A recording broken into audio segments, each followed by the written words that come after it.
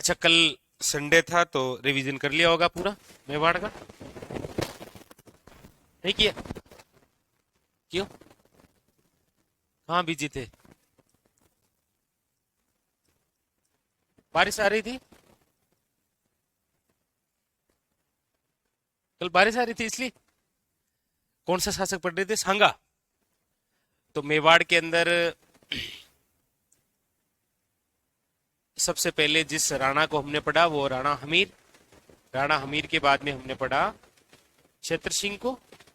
क्षेत्र सिंह के बाद में हमने जिसको पढ़ा वो कौन है? लाखा। लाखा के बाद में जिसको हमने पढ़ा वो है आपके मोकल। मोकल के बाद में जिसको हमने पढ़ा वो है कुंभा। कुंभा के बाद में है उदा। उदा के बाद में है रायमल। रायमल के बाद में है सांगा। ठीक है। अच्छा, सांगा से संबंधित कहां तक चर्चा हुई थी? सांगा की मृत्यु हुई थी 30 जनवरी 1528। मृत्यु हो गई थी कल। आखिरी लाइन क्या थी? तो छतरी भी बना दी, किसने बनाई? तो फिर नोट करके ये भी लिखा होगा कि अशोक परमार को राणा सांगा ने कौन सी जागीर दी थी? तो लिखा नहीं था, बताया था केवल। चलो ठीक। तो कल वाला पेपर देखा? और राजस्थान में कल एक एग्जाम हुआ था, पता आपको गलती से कौन सा? तो उनमें से इस कुंभा से कहां से क्वेश्चन आया था?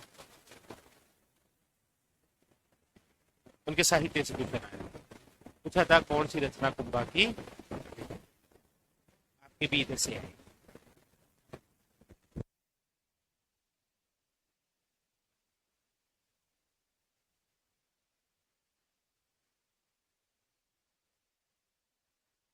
और सांगा से जब भी क्वेश्चन आएगा तो क्वेश्चन कहां से बनेगा? युद्धों से। चलिए, तो सांगा के अंदर हमने सारे युद्ध पढ़े।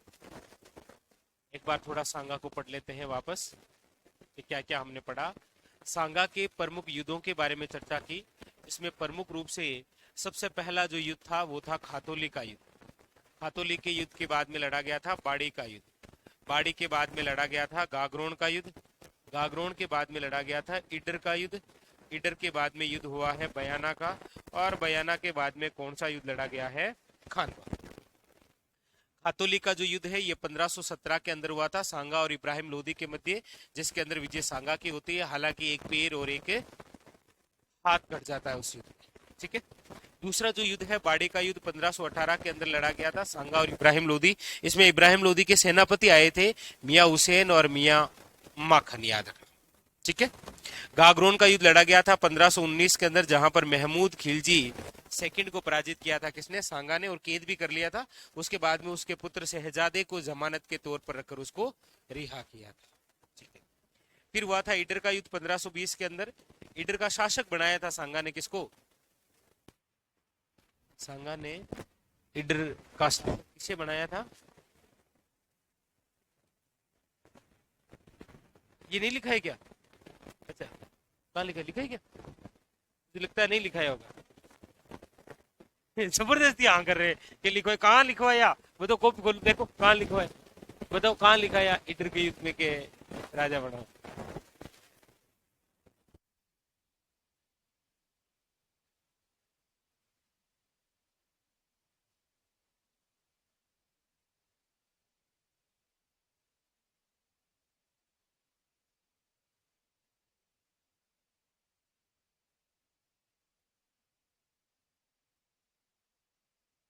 सब कुछ पढ़ाता है टीचर, क्वेश्चन ऐसे घुमा के आता है तो स्टूडेंट बोलते हैं नहीं हमें कहाँ लिखा है। अब जाओ खानवा के युद्ध में देखो। खानवा का युद्ध देखो। और खानवा के युद्ध में देखो ईडर से कौन आया है? तो ये क्यों आया है? इसका ननिहाल था यहाँ, क्योंकि सांगा ने ईडर का राजा किसको बनाया है। तो क्वेश्चन ऐसा आएगा नहीं, ये भारमल इसीलिए आया है। ठीक है। इसीलिए कौन आया है? अरे भोला आदमी था को कहीं हुई। फिर उसके बाद में कौन सा युद्ध लड़ा गया? बयाना का युद्ध। और बयाना के बाद में कौन सा है? खानवा। खानवा के युद्ध में डूंगरपुर से कौन आया था? और सिरोही से कौन आया था? सिरोही। मारवाड़ से कौन आया था? मेवात से कौन आया था? वहां से कौन आया था? बीकानेर से। कल पूरा पढ़ लिया कुल मिला के? बारिश हो रही थी इसलिए पढ़ रहे थे। क्या हुआ? सर उदयपुर को आगे बता दूंगा मैं। ऐसे 1680 के अंदर हुई थी, औरंगजेब ने मेवाड़ पर अटैक किया था।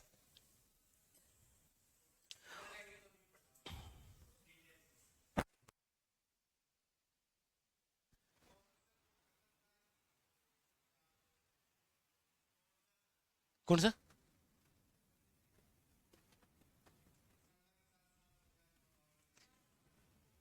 बाबरनामा। वो बाबरनामा के अनुसार ये बताता है।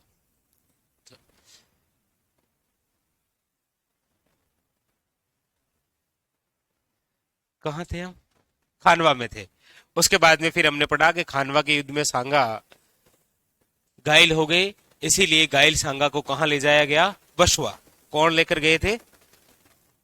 मालदेव और अखेराज। उसी बसवा के अंदर राणा सांगा का बना हुआ है चबूतरा। राणा सांगा की छतरी कहां बनी हुई है?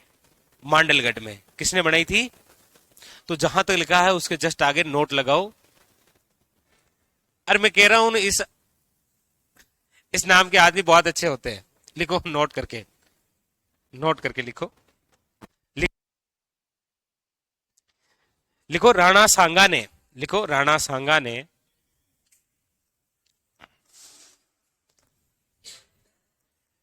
राणा सांगा ने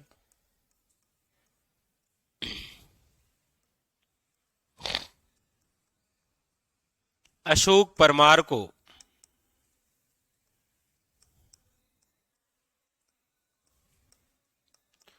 ऊपर माल की जागीर दी।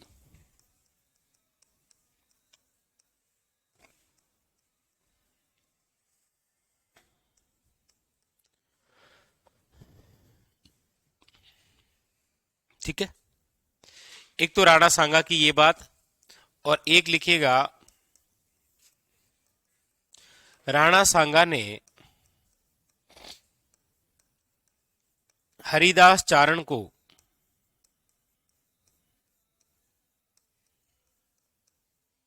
बारह गांव दान में दिए थे।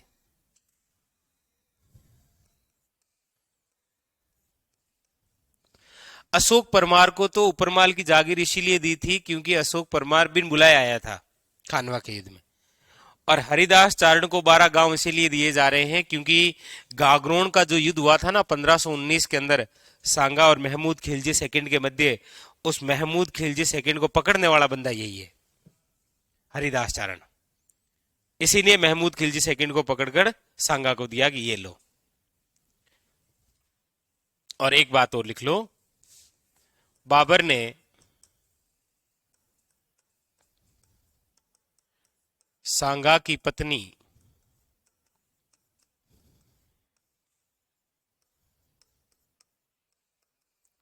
क्रमावती को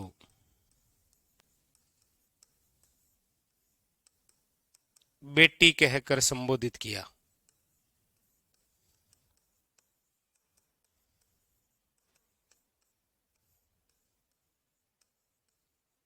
पता नहीं कैसे।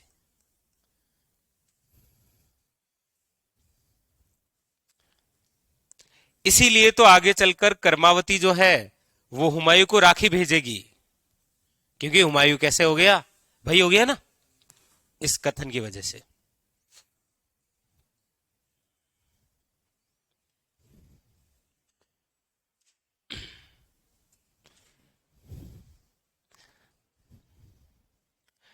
लिख लिया? बस यहां पर पहुंचते पहुंचते आपके अब कंप्लीट हो गया है राणा सांगा। ठीक है, चलिए अब देखिए राणा सांगा के बाद में चित्तौड़ के अगले राजा कौन बनते हैं। ये क्वेश्चन आया था पिछली बार फर्स्ट ग्रेड में। डायरेक्ट वन लाइनर क्वेश्चन पूछा आपको कि राणा सांगा के बाद में चित्तौड़ के अगले राजा कौन बने। देखिए राणा सांगा के बाद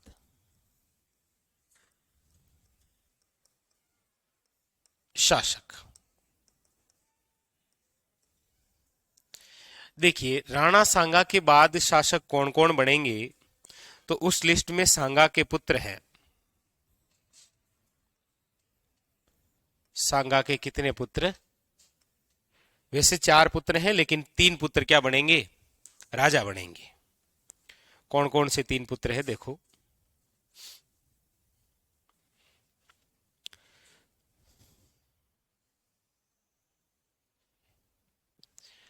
उसमें से एक पुत्र है, उसका नाम तो है राणा रतन सिंह, या फिर इसी का नाम है रतन सिंह द्वितीय।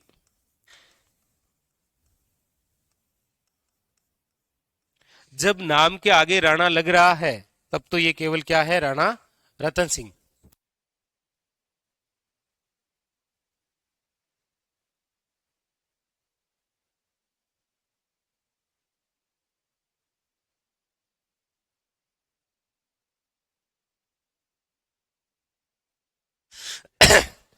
मतलब रतन सिंह के नाम के आगे यदि राणा लग रहा है तो ये क्या है? राणा रतन सिंह।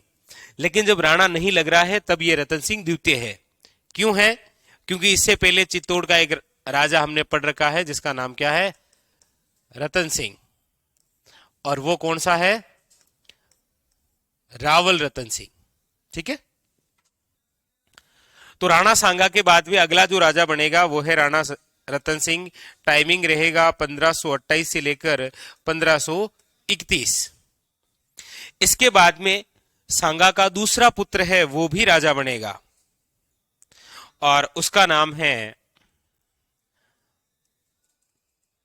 राणा विक्रमादित्य।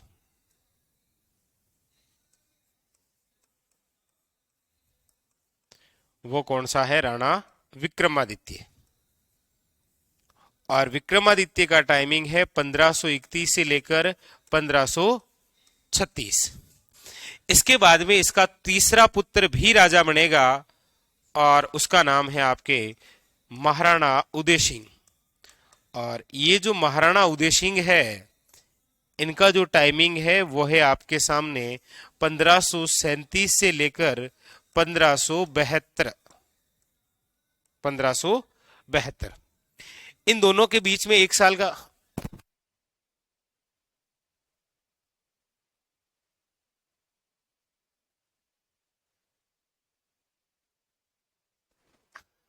ध्यान रखना पड़ता है ना पूरा। तो सांगा के बाद में कौन बना? रतन सिंह। रतन सिंह के बाद में कौन बनेगा? विक्रमादित्य। और विक्रमादित्य के बाद में कौन बनेगा? उदय सिंह। इन दोनों के बीच में 1 साल का गैप है। आ रहा है ना? तो ये 1 साल का गैप क्यों आ रहा है? क्योंकि इन दोनों के बीच में अस्थायी शासक बनेगा, और अस्थायी जो शासक बनेगा वो बनेगा बनवीर। और बनवीर कोई राणा नहीं है, ये गलती से आ गया, ये अवैध संतान है। हमारे राजस्थान में एक एग्जाम होते हैं टेक्निकल हेल्पर, हम सुनोगे? टेक्निकल हेल्पर के एग्जाम होते हैं। उसके अंदर क्वेश्चन आया था कि महाराणा उदय सिंह मेवाड़ के कौन से नंबर के महाराणा बने थे? राणा या महाराणा वही लगेगा ना जैसे राजा बनेगा। वो पूछना ये चाह रहा है कि उदय सिंह कौन से नंबर का राजा है। देख वो फिर देखो क्या पता आंसर आ जाए।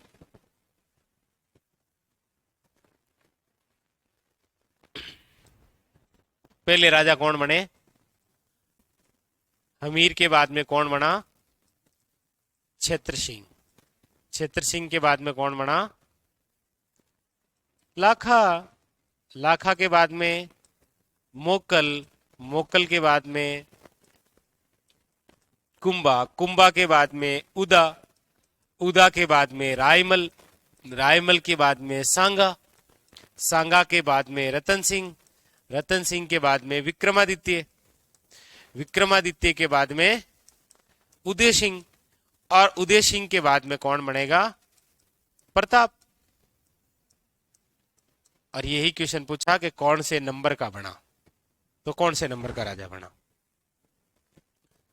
अच्छा, थान काउंट करनी आती नहीं है ना। ये देखो, एक, ये दो, तीन, चार, पांच, पांच के बाद में छह, फिर सात, आठ, नौ, नौ के बाद में क्या आएगा पता है? दस, शाबाश। 11, और उसके बाद में 12। क्वेश्चन ये पूछा था कि उदय सिंह कौन से नंबर के महाराणा बने थे।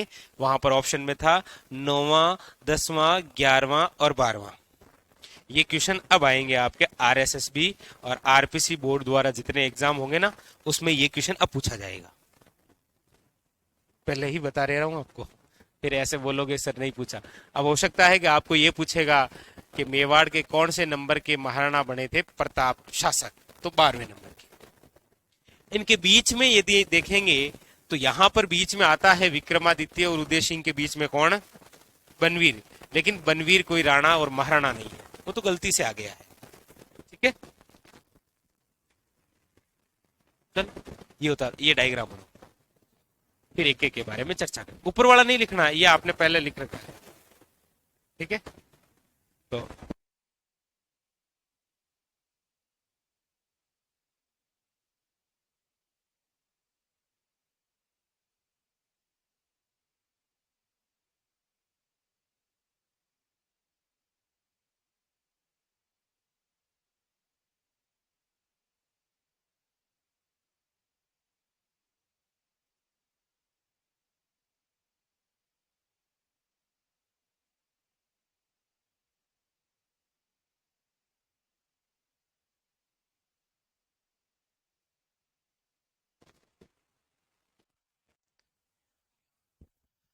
सर उदयपुर की लड़ाई कब? अरे आते ही बता दिया, सबसे पहले यही बताया मैंने।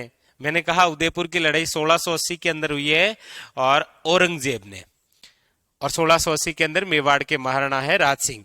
औरंगजेब ने अपना सब कुछ गिरवी रख दिया था उदयपुर को लूटने के लिए, और उदयपुर को लूट लिया था उसने। तो वो उदयपुर की लड़ाई 1680 है। ठीक है,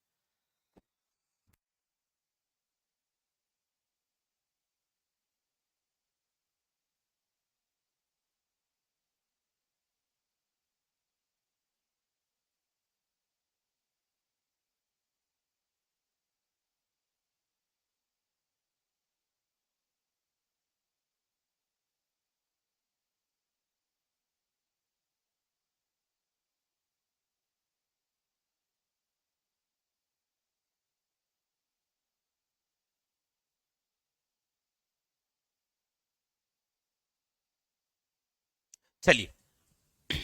तो ये ध्यान रखना थोड़ा सा इनका, और बीच में अस्थायी राजा जो आ रहा है ना, वो भी ध्यान रखना। ठीक है, हाँ। सोजत किले का निर्माण मालदेव ने करवाया, बिल्कुल सही है। ठीक है,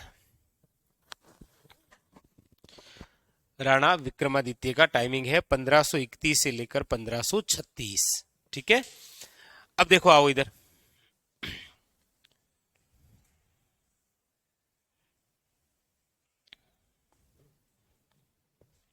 लिख लिया सबने? अब बोर्ड पर देखो, अगला राजा जो बनेगा वो है आपके कौन, राणा रतन सिंह। ठीक है, टाइमिंग 1528 से लेकर 1531। मेवाड़ के राजा की खास बात है, वैसे सभी रियासतों के राजाओं की खास बात है कि राजा जब पता लग जाए उसको कि अब हम चलने वाले हैं इस दुनिया से, तो जाने से पहले वो अपना उत्तराधिकारी घोषित कर देता है कि मेरे बाद में राजा ये बनेगा। और फिर धीरे धीरे पता भी लगने लग जाता है कि मतलब राजा कौन बनेगा, लग जाता है ना। वैसे हुआ क्या था कि सांगा की पत्नी है जिसका नाम है कर्मावती।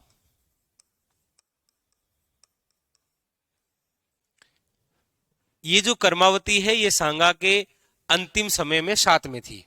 अब एक राजा की बहुत सारी रानियां होती है, लेकिन जो रानी अंतिम समय में साथ होती है अक्सर राजा उसकी बात मान लेता है गलती से, लेकिन सांगा यहां माना नहीं। 3 व्यक्ति हैं, एक तो है रतन सिंह, ठीक है, एक है विक्रमादित्य, और एक कौन है, उदय सिंह। सांगा ने जाने से पहले अपना उत्तराधिकारी किसे बना दिया था, रतन सिंह को, और सांगा ने ही कर्मावती के दोनों पुत्रों को रणथंबोर की जागीर दी थी। बोला रणथंबोर आपका है। रतन सिंह के पास में क्या बचा, चित्तौड़।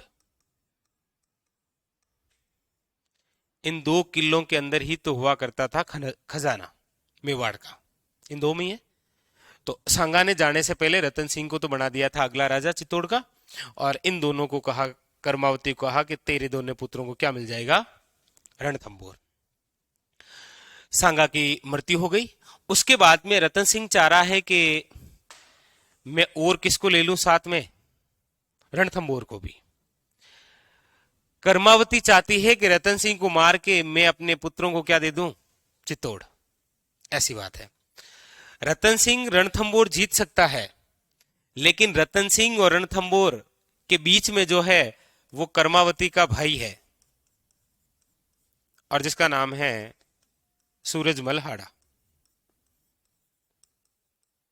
यानी कि उदय सिंह और विक्रमादित्य का क्या हो गया, ये मामा। रतन सिंह रणथंबोर जीत सकता है, लेकिन बीच में कौन है, इसका मामा, जिसका नाम क्या है, सूरजमल हाड़ा।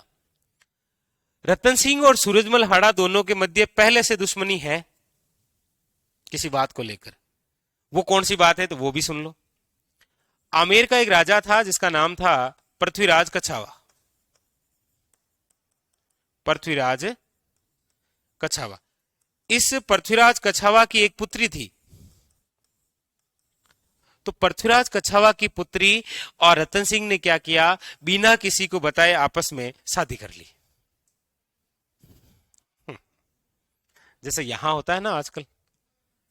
हाँ, दोनों ने किसी को बताया भी नहीं, यानी कि पुत्री ने ना अपने पिता को बताया और ना रतन सिंह ने किसी, दुनिया में किसी को नहीं बताया। अच्छी खबर थी ना, व्हाट्सएप नहीं था, वरना तो स्टेटस लगा लेते, ये आज मेरी हो गई, तो किसी ने बताया नहीं।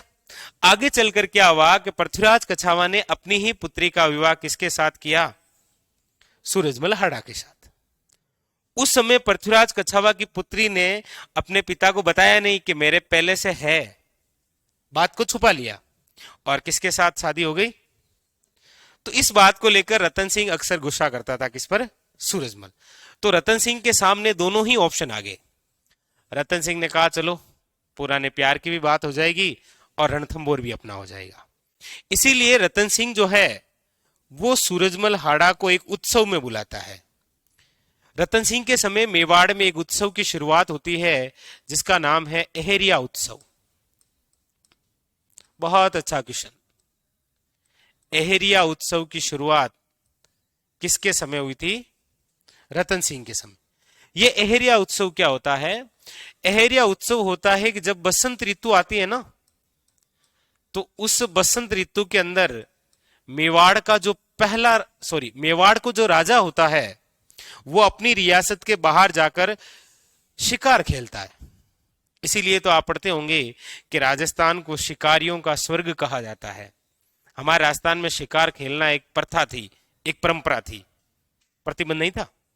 इसीलिए रतन सिंह कौन से उत्सव में है? अहरिया उत्सव में। और वहीं पर कौन है? कहते हैं कि दोनों ही एक शुअर को मारते मारते दोनों एक साथ में घोड़े पर दौड़ रहे थे। अचानक से रतन सिंह ने सूरजमल हाड़ा पर वार कर दिया भाले से। लेकिन कहते हैं कि उस वार में सूरजमल बच गया। जब सूरजमल ने वार किया तो रतन सिंह नहीं बचा। लेकिन आखिरी में कहते हैं कि रतन सिंह ने भी किसकी हत्या कर दी? सूरजमल। दोनों ही लड़ते हुए मारे गए। कहानी समाप्त। किसकी? और कर्मावती जो सोच रही थी वो सब कुछ सही हुआ, और कर्मावती ने किसको राजा बना दिया?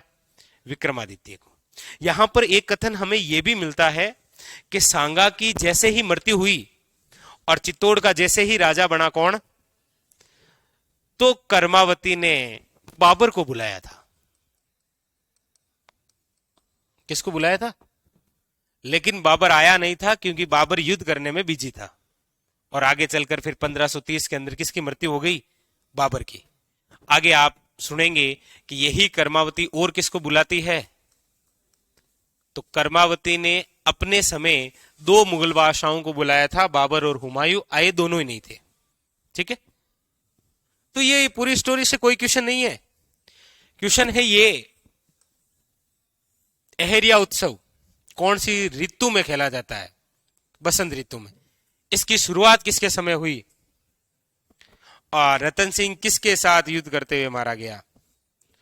ये बूंदी का राजा था, और बूंदी की तो राजकुमारी है कौन? कर्मावती। ठीक है, तो आपके लिए यहां से क्वेश्चन क्या क्या बने? आपको यहां पर ये शादीवादी का ध्यान नहीं देना, कर रहे हैं करने दो लोगों, हमारा क्या है, होती रहती है शादियों का क्या है, जब तक हमारी नहीं हो जाती। तो राणा सांगा के बाद में अगला राजा कौन बना? पहला क्वेश्चन तो ये हेडिंग डाली आपने, लिखो इसके अंदर, राणा रतन सिंह।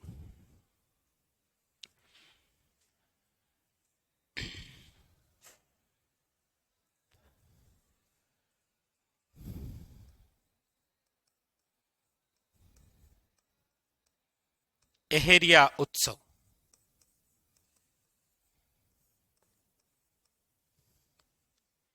क्या होता है अहेरिया उत्सव? तो याद रखिएगा, वैसे ये खेला जाता है बसंत ऋतु में। अब ये तो आपको पता ही है कि बसंत ऋतु कब आती है।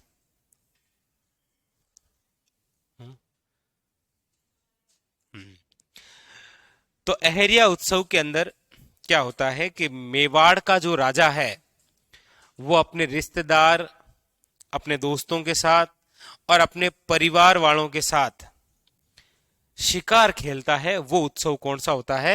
अहेरिया उत्सव। तो लिख लो इसके अंदर, मेवाड़ का राणा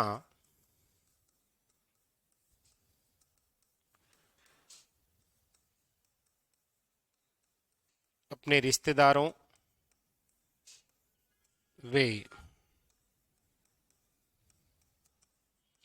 भाई बंधुओं के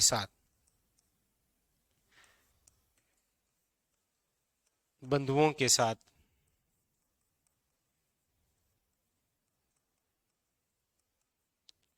शिकार खेलने जाता है। उसे बोलते हैं अहेरिया उत्सव। ठीक है, और इसी अहेरिया उत्सव के तहत याद रखिएगा, रतन सिंह वे बूंदी के सूरजमल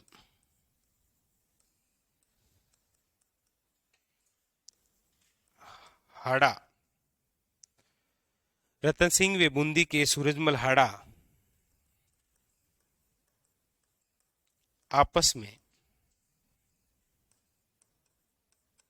लड़ते हुए मारे।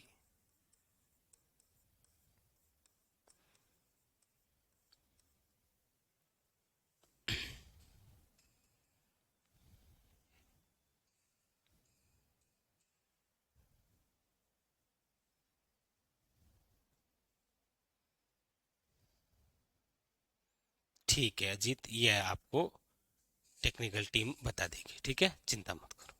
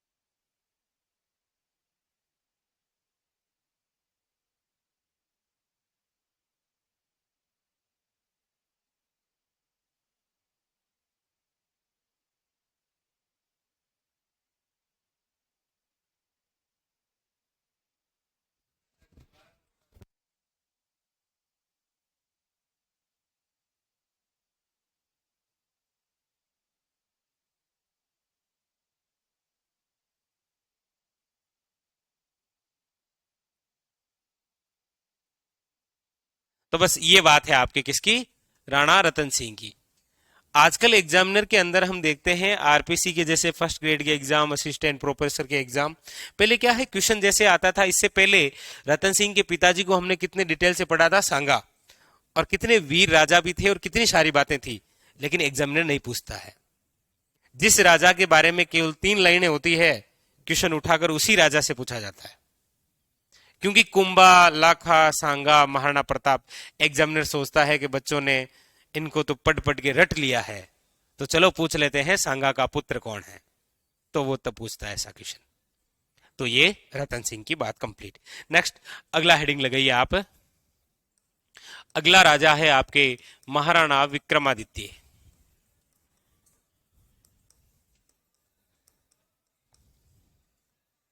महाराणा विक्रमादित्य। महाराणा विक्रमादित्य का टाइमिंग जो है वो है 1531 से लेकर 1536, और ये समय बच्चा है। सोचो उदय सिंह का बड़ा भाई है विक्रमादित्य, और बनवीर जब स्थायी राजा बनेगा तो उदय सिंह को मारने का प्रयास करेगा, और उस समय उदय सिंह को पन्नाधाय टोकरी में लेकर जाएगी। तो सोचो जब उदय सिंह टोकरी में है तो ये तो अभी खेल रहा है, कौन, महाराणा विक्रमादित्य। तो ये अल्प आयु में क्या बना था, राजा बना।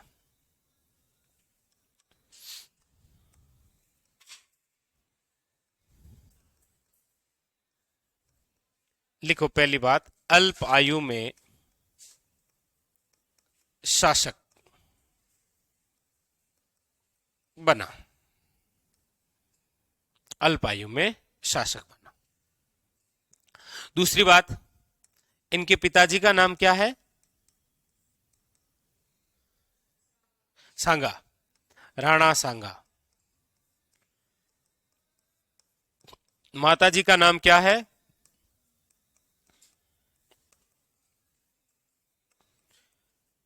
क्रमावती। और इसकी संरक्षिका, तो याद रखिएगा इसकी संरक्षिका है वो इसकी मां है, क्रमावती।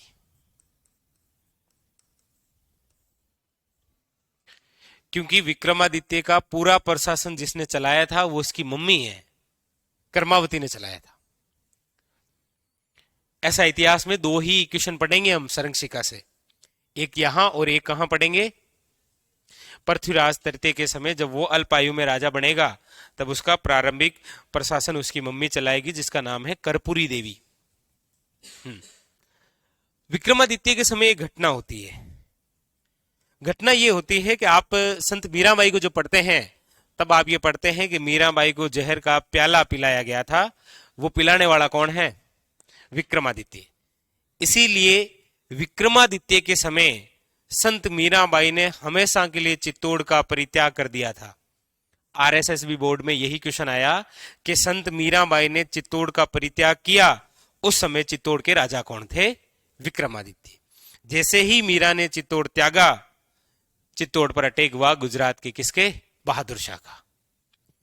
अगर मीरा रहती तो आज हम मीरा को नहीं पढ़ते। इसका मतलब इतिहास में प्रसिद्ध वो हुआ है जिसने अपना घर छोड़ा है।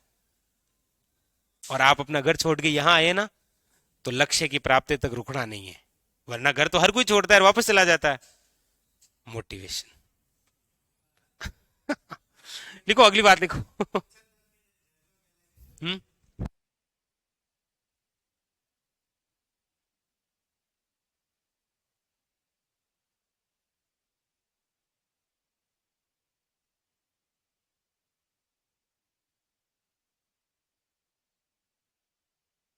के अंदर मीरा ने चित्तौड़ का परित्याग किया।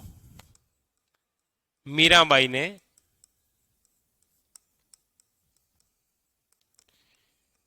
चित्तौड़ का परित्याग किया हमेशा के लिए।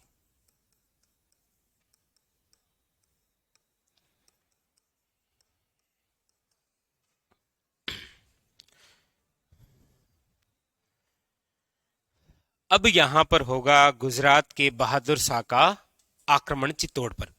क्यों होगा, क्या वजह है, कितनी बार होगा, वो सारा कुछ हम पढ़ते हैं।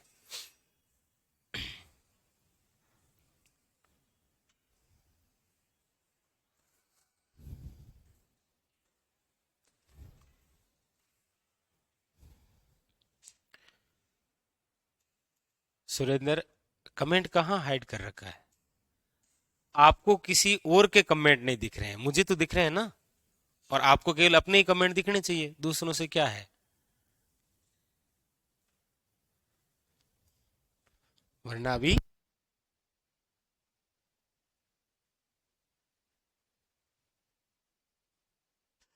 अब लिखिए आप, गुजरात के बहादुर शाह का आक्रमण। गुजरात के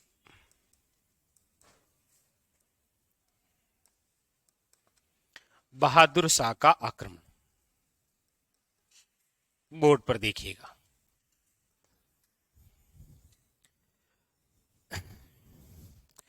चित्तौड़ पर अटैक हो रहा है गुजरात के बहादुर शाह का। सबसे पहली बात तो यह है कि क्यों हो रहा है, और हो भी रहा है तो कितनी बार हो रहा है। तो वो तो आपको तीर से पता चली गया है, कितनी बार होगा? 2। अरे वाह, शाबाश। कब कब होगा?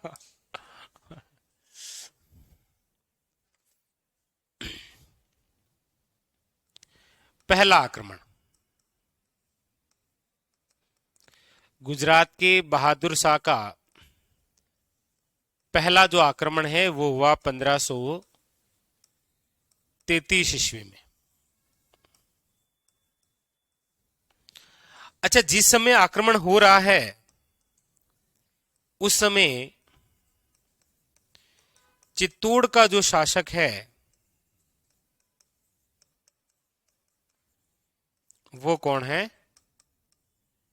विक्रमादित्य। और विक्रमादित्य की संरक्षिका कौन बनी है? उसकी मम्मी, जिसका नाम क्या है? कर्मावती। अटैक कब हो रहा है? 1533 में। अच्छा, गुजरात का बहादुर शाह चित्तौड़ पर आक्रमण कर ही क्यों रहा है? क्योंकि गुजरात के बहादुर शाह को चाहिए धन, पैसा चाहिए उसको, पैसे के लिए आक्रमण कर रहा है, बाकी कोई दुश्मनी है नहीं। पढ़ते आ रहे हैं हम शुरू से, ऐसी कोई दुश्मनी नहीं रही है गुजरात के साथ। तो गुजरात के बहादुर शाह ने धन प्राप्ति के लिए 1533 के अंदर चित्तौड़ के जिस समय राजा थे विक्रमादित्य, उस समय आक्रमण की योजना बनाई। लेकिन इस बात का पता चल गया था कर्मावती ने, तो कर्मावती ने गुजरात के बहादुर शाह के पास मैसेज पहुंचवाया कि मतलब आप आक्रमण कर क्यों रहे हैं, हमने ऐसा क्या किया? तो बोला आपने कुछ नहीं किया, लेकिन मुझे पैसा चाहिए। तब कहते हैं कि कर्मावती ने इसी गुजरात के बहादुर शाह को रणथंबोर किले की चाबियां दी और कहा ये लो चाबी, जितना धन चाहिए उतना लेकर जाओ। बेचारा 2-3 कैंपर लेकर आया होगा, भर के चला गया। बात कंप्लीट।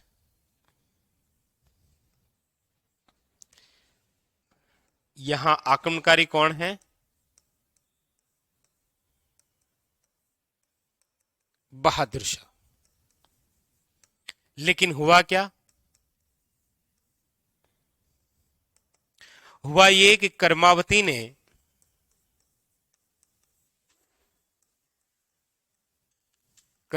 ने बहादुर शाह को रणथंबोर किले की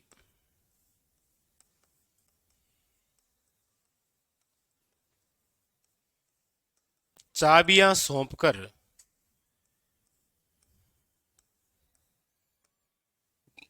संधि कर ली।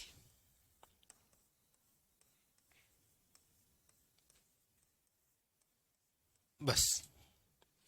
तो बड़ा अच्छा क्वेश्चन बनता है कि कर्मावती ने गुजरात के किस शासक को रणथंबोर किला सौंपा था? बहादुर शाह को। या बहादुर शाह को रणथंबोर किला किसने सौंपा था? कर्मावती ने। जिस समय सौंपा उस समय चित्तौड़ का राजा कौन था? विक्रमादित्य। बस ये क्वेश्चन बनते हैं।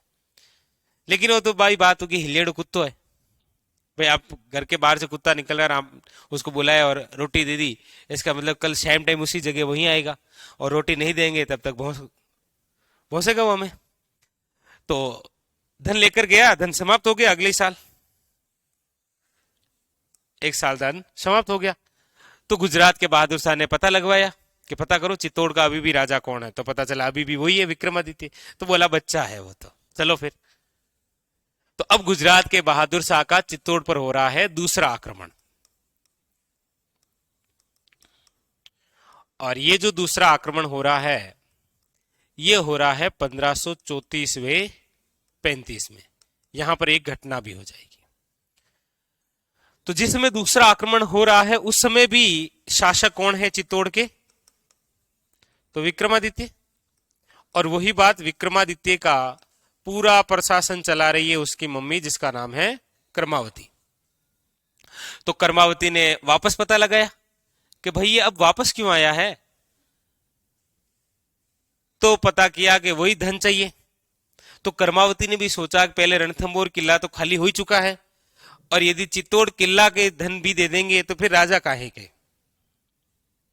भाई जैसे हमारे मोदी जी अभी प्रधानमंत्री हैं और पता लगे कि देश तो लुट चुका है, तो फिर काहे के प्रधानमंत्री।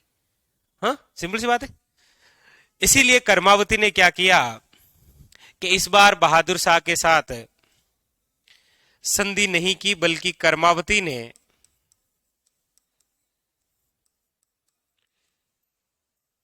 हुमायूं को राखी भेजकर सहायता मांगी। हुमायूं को राखी भेजी, वे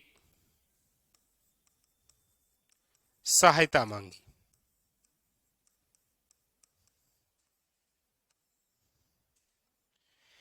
क्योंकि हुमायूं के जो पिताजी थे बाबर, उस बाबर ने कर्मावती को बेटी कहा था, इसीलिए कर्मावती ने हुमायूं को राखी भेजी, वे सहायता मांगी। हुमायूं इस सोच में था कि सहायता करे या नहीं करें, दिल्ली से निकल चुका था, लेकिन बीच में 4 लोग मिल जाते हैं। मिलते हैं ना, आप भी जब अपने घर से निकले थे यहां शहर की ओर, तो बीच में गांव वाले वो 4 लोग मिल गए थे। कौन जावे? बोल तैयारी करन। बोला तैयारी में ही कराए, लेकिन नंबर थोड़ी आयो। आप 4 उन लोगों के साथ में बैठ जाएंगे ना जिनका सिलेक्शन नहीं हुआ है, तो वो आपके दिमाग में 99% ये घुसा देंगे कि कहीं से पढ़ने से सिलेक्शन नहीं होता है। कि क्या है, कोचिंग में पढ़ने से कौन सिलेक्शन होता है। और वही आप 4 लोग जो सफल हैं उनके पास में बैठ जाइए, वो आपको 99% दिमाग में ये घुसा देंगे कि एक बार अच्छे से कोचिंग वोचिंग कर ले और खुद पढ़, सिलेक्शन हो जाएगा। तो वो तो संगति की बात है जी, आप किसके पास में बैठकर ज्ञान ग्रहण कर रहे हैं। ठीक है। तो हुमायूं को बीच में रोक लिया, बोला कहां जा रहा है? तो बोला वहां पर जा रहा हूं। तो बोला तेरा नाम देख, और जिसके खिलाफ तू जा रहा है उसका नाम देख। एक ही धर्म के लोग हैं ना ये, हुमायूं और कौन? बहादुर शाह। तो हुमायूं इस सोच में था, तब तक तो बहादुर शाह आ गया। और हुमायूं के जीवन की यह सबसे बड़ी गलती थी। यदि यहां पर राखी भेजने पर हुमायूं चित्तौड़ आ जाता, तो हुमायूं की खुद की कभी दिल्ली की गद्दी नहीं जाती। पता है ना, हुमायूं खुद पराजित हुआ था। हुमायूं और शेरशाह सूरी के मध्य 2 युद्ध हुए थे। कौन कौन सा?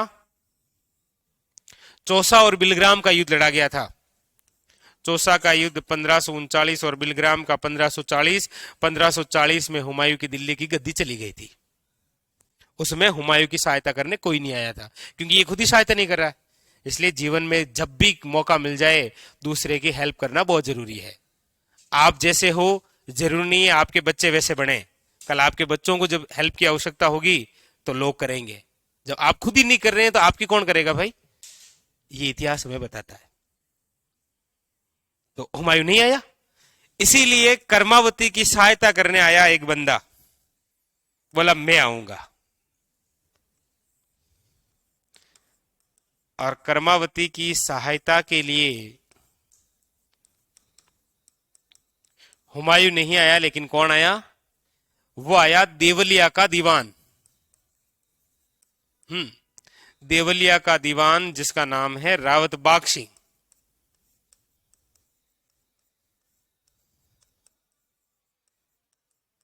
रावत बाग सिंह आया,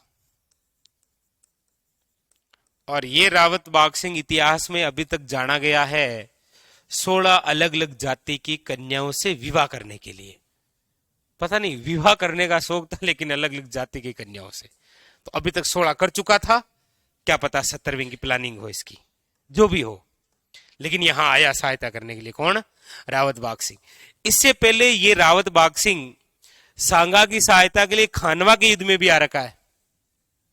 तो सांगा की सहायता के लिए भी आया, और किसकी सहायता के लिए आया? कर्मावती की सहायता के लिए आया, लेकिन मारा गया। आया और मारा गया। इसी घटना की वजह से चित्तौड़ में क्या हो गया? साका। और इतिहास में ये चित्तौड़ का कौन सा साका है?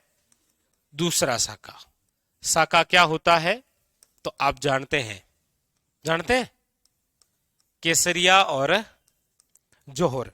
केसरिया पुरुष करते हैं, जोहर महिलाएं करती है।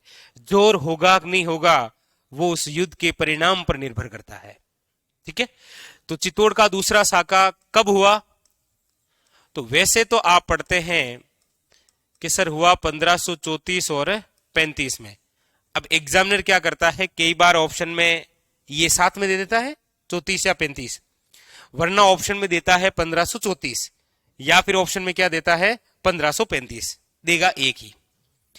लेकिन यदि हम जानकारी जुटाएं कि चित्तौड़ के दूसरे साका की तिथि का उल्लेख कहां से मिलता है,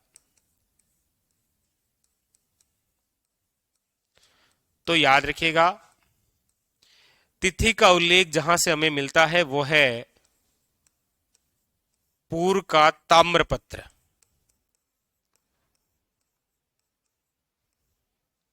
यानी कि तांबे पर लिखा गया पत्थर। और वो किस समय का है? यह है 1535 ईस्वी का, यानी कि विक्रमादित्य के समय का है। पूर्व स्थान है भीलवाड़ा में, है ना। तो यह है पूर्व का ताम्रपत्र, जिसके अंदर चित्तौड़ के दूसरे साके की कौन सी तिथि का उल्लेख है।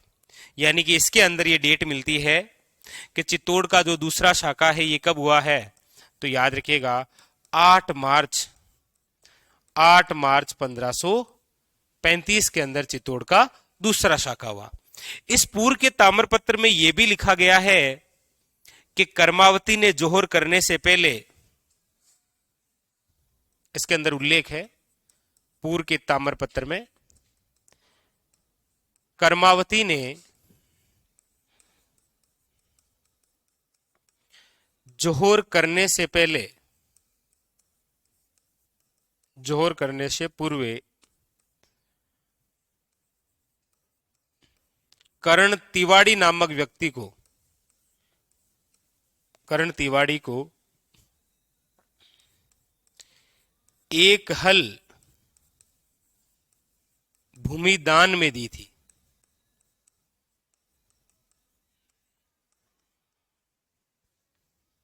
यानी कि हम देख रहे हैं कि चित्तौड़ के जितने भी राजा हैं वो सब दान करने में परफेक्ट है, लेकिन यहां पर कौन है? कर्मावती ने दान किया। ये बात केवल किसमें है? पूर्व के ताम्रपत्र में। और यही लाइन देकर पूछा था आरएसएसबी बोर्ड ने कि कर्मावती ने जोहर करने से पूर्व, यहां पर व्यक्ति का नाम नहीं पूछा था उसने उसने इतना सा दिया था, कर्मावती ने जोहर करने से पूर्व एक हल भूमि दान में दी, निम्न में से इसकी जानकारी कहां से मिलती है? पूर्व के ताम्रपत्र से। ठीक है, ये हमें यहां पर जानकारी मिलती है। तो चित्तौड़ का दूसरा साका कब हुआ? 1534 वे 35 के अंदर। ठीक है, लेकिन इसके अनुसार पूछे तो डेट आपके सामने ये है। अच्छा, ये जो चित्तौड़ का दूसरा साका हो रहा है, इस समय चित्तौड़ का शासक कौन है? तो याद रखिएगा, चित्तौड़ का जो शासक है वो है आपके विक्रमादित्य। इस समय आक्रमणकारी कौन है? तो याद रखिएगा, आक्रमणकारी जो है वो है बहादुर शाह। और कहां का है ये? गुजरात का। याद रखिएगा, केसरिया किसने किया था यहां पर? तो केसरिया किया था रावत बाग सिंह के साथ मिलकर सैनिकों ने। किसके साथ मिलकर केसरिया किया था? रावत बाग सिंह के साथ। हुमायूं तो आया नहीं ना सहायता करने, तो पूरी सेना किसके प्रशासन में चल रही थी? बाग सिंह। और जोहर किसने किया था? कर्मावती। बस, चली गई पुत्र को छोड़कर। कौन? कर्मावती। अब पुत्र का क्या होगा? अब यहां पर एक और बैकग्राउंड कहानी चल रही है, मैंने आपको बताया नहीं, अब बताऊंगा। ठीक है, तो यहां पर ये पूरी बात कंप्लीट। उतारिए इनको।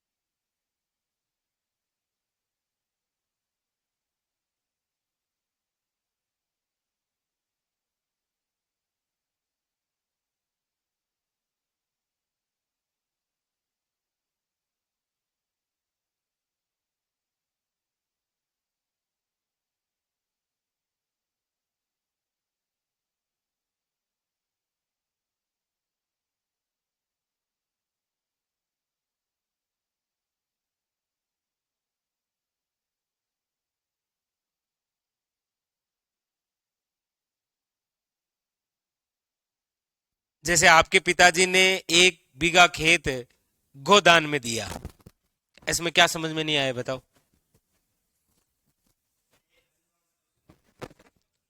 नहीं, 1 हल का जैसे हमारे मारवाड़ क्षेत्र में आप बात करेंगे तो 4 बीघा हुआ करें। आपको पता है ना, हर क्षेत्र में अलग अलग बीघा होते हैं कि नहीं होते? हाँ, क्योंकि अलग, जैसे हमारे क्षेत्र की बात करूं तो नागौर आता है मारवाड़ में, तो मारवाड़ में अलग बीघा होता है। जयपुर रियासत ढूंढाड़ क्षेत्र में अलग बीघा होता है ना, मेवाड़ में अलग होता है ये। मैं तो कह रहा हूं हर राज्य में अलग अलग होता है, केवल एक ही चीज सेम होती है, और वो होता है कि 1 हेक्टर में कितने एकड़ होते हैं। तो 2.43 या 47, ये सब जगह समान होता है, बीघा अलग अलग लिया करें। तो आप टेंशन लेना नहीं, बस बताता हूँ, ठीक है, चिंता मत करो ऐसे।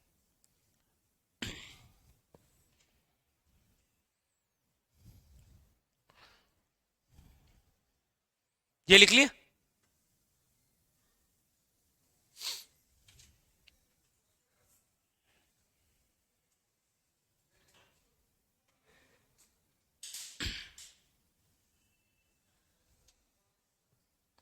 लिख लिया ना सभी ने? चलो, ये जो पूर्व का ताम्रपत्र है ना, जो एक अभिलेख है, इस अभिलेख में ये लिखा गया है कि कर्मावती ने जोहर करने से पहले एक व्यक्ति को 1 हल भूमि दान में दी थी, बस।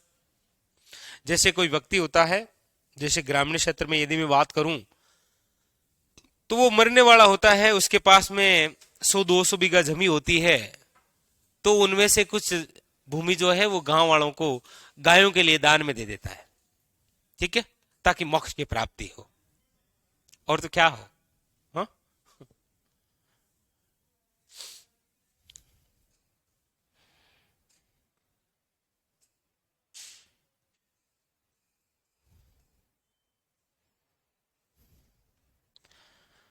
रणजीत, 1 एकड़ में कितने स्क्वायर फीट होते हैं? तो वो तो अलग अलग है ना। अब आप कौन से क्षेत्र में आते हो बताओ पहले मुझे, फिर मैं बता दूंगा।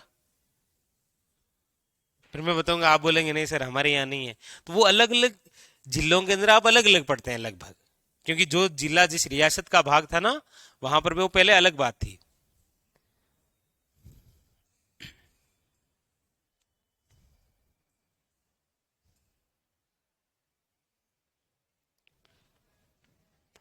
अब यहां से बहुत अच्छा क्वेश्चन बनता है चित्तौड़ के दूसरे साके से, कि जब साका हुआ उस समय चित्तौड़ का शासक कौन था और आक्रमणकारी कौन था। ये 2 अच्छे क्वेश्चन है, लिखो।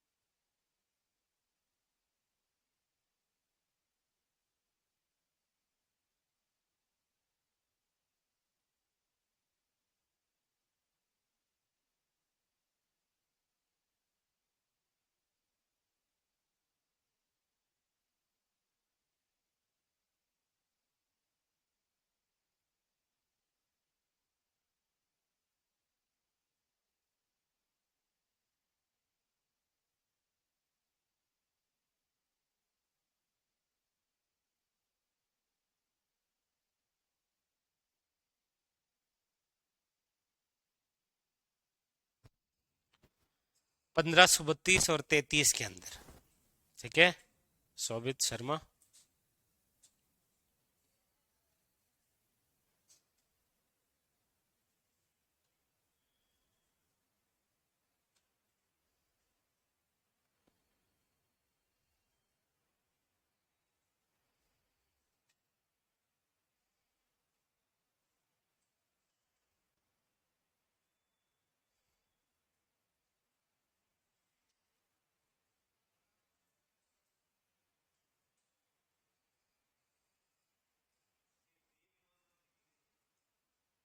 हाँ,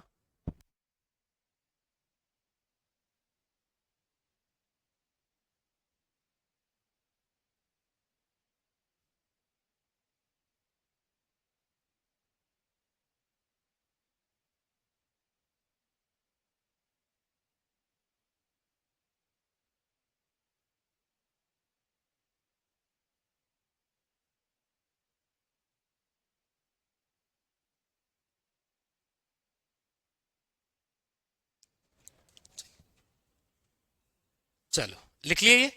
तो यहां पर बात कंप्लीट होती है किसकी? गुजरात के बहादुर शाह के आक्रमण की। और राजा था विक्रमादित्य, इसकी जो संरक्षिका थी कौन? कर्मावती, वो भी चली गई। अब यहां बैकग्राउंड में एक और कहानी ये चल रही है कि जब सांगा की मृत्यु हुई थी तब यहां चित्तौड़ किले के अंदर बनवीर आ गया था। और बनवीर कौन है? अवैध संतान। कहते हैं कि जब बनवीर का जन्म हुआ था ना, तब सांगा ने उनको बाहर निकाल दिया था, बनवीर को। अब बनवीर वापस आ चुका है क्योंकि सांगा जा चुका है। बनवीर ने आते ही दो स्टोरी एक साथ में चलती है। बनवीर, हेडिंग डालो बनवीर, और बनवीर के बारे में लिखो अस्थायी राजा बना। ये क्यों बना, कैसे बना, वो देखो। बनवीर मेवाड़ का अस्थायी शासक।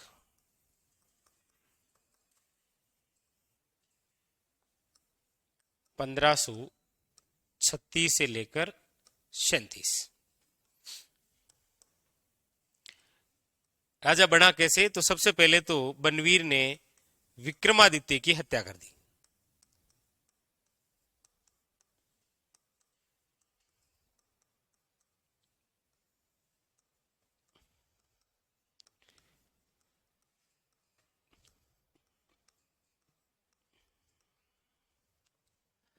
अच्छा, दूसरी बात यह है कि ये जो बनवीर है ये स्थायी राजा बनना चाहता था, इसीलिए इसने क्या किया कि यही बनवीर उदय सिंह को भी मारना चाहता था।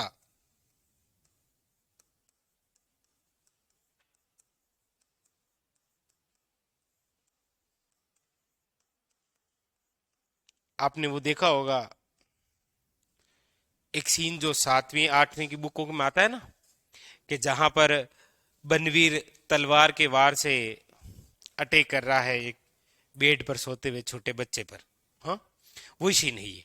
तो बनवीर उदय सिंह को भी मारना चाहता था, लेकिन कहते हैं कि उदय सिंह की जो धाई माँ थी उसका नाम था पन्ना धाई। उस पन्ना धाई को जब पता चला कि ये बनवीर राक्षस इस उदय सिंह की भी हत्या करेगा जो कि मेवाड़ का अगला राजा बनने वाला है, तब कहते हैं कि उसी पन्नाधाय ने अपने पुत्र को वहां सुला दिया जहां पर उदय सिंह था, और उदय सिंह को वहां से निकालकर टोकरी में लेकर गई। अब ये बात कब की है इसके बारे में हमें जानकारी मिलती नहीं है। क्यों? क्योंकि इस उदय सिंह का जन्म तो हो रखा है 1522 में। कब हो रखा है? यानी कि जब सांगा थे तो सिंपल सी बात है बनवीर यहां था भी नहीं, और सांगा की मृत्यु हुई है 1528 में। कब हुई है? 6 साल का बच्चा तो मतलब काफी सारा समझने लग जाता है, नहीं लग जाता है क्या? उसके बाद में फिर रतन सिंह भी तो राजा रहा 1528 से लेकर 31। यदि यहां बनवीर होता तो रतन सिंह राजा थोड़ी बनता, मतलब यहां पर भी नहीं। 22 से लेकर 31 कितने साल हो गए? अच्छा, आपको तो आता नहीं है ना, सॉरी। 9 साल हो गए। कितने साल का बच्चा हो गया ये? 9 साल का उदय सिंह।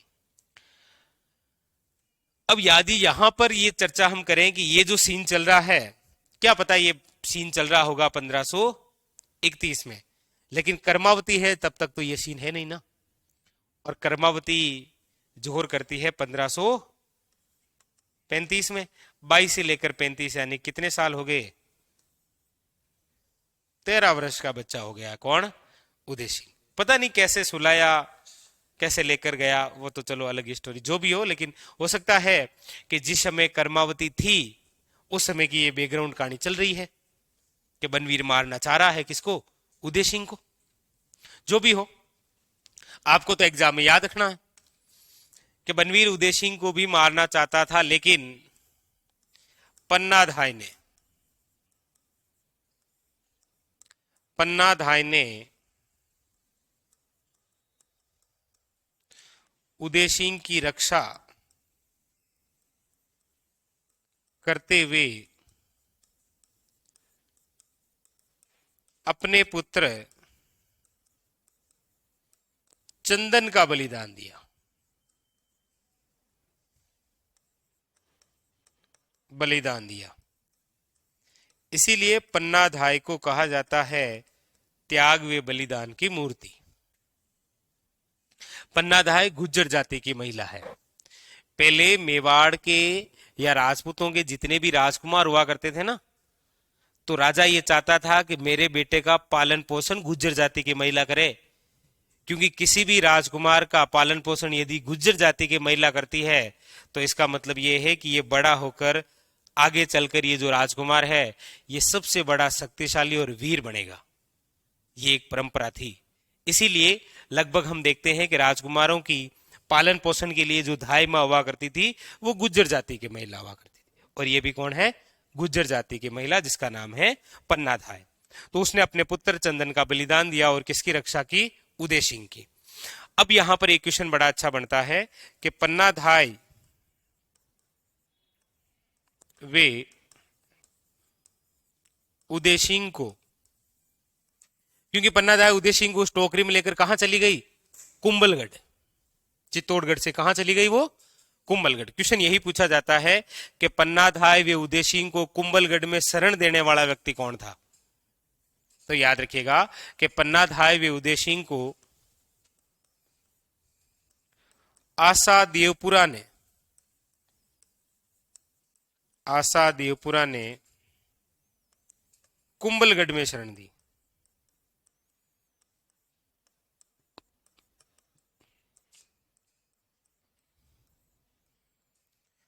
शरण दी। तो अब सारे कुछ चले गए हैं, विक्रमादित्य की हत्या कर दी है, उदय सिंह है नहीं, तो अस्थायी राजा कौन है? बनवीर कह रहा है कि देखो आपके वंशज का तो कोई रहा नहीं, मैं हूं किसका पुत्र? ये बनवीर किसका पुत्र है? नहीं नहीं, अपनी मां का तो है ही। पिता का नाम क्या है इसके? पृथ्वीराज सिसोदिया, जो कि राजपुताने का उडवा राजकुमार है। तब कहते हैं कि इसने यहां पर अस्थायी शासन चलाया और शासन के तहत इसने एक निर्माण करवाया था मंदिर का चित्तौड़ किले में। वो मंदिर कौन सा है? तुलजा भवानी का मंदिर।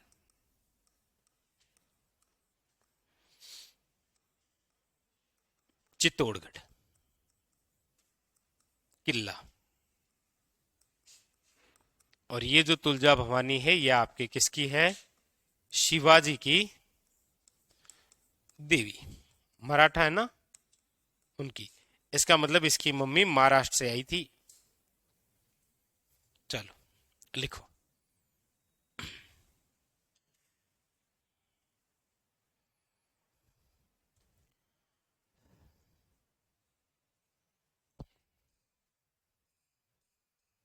तो पन्नाधाय का पेनोरमा कहां बनाया जा रहा है अभी?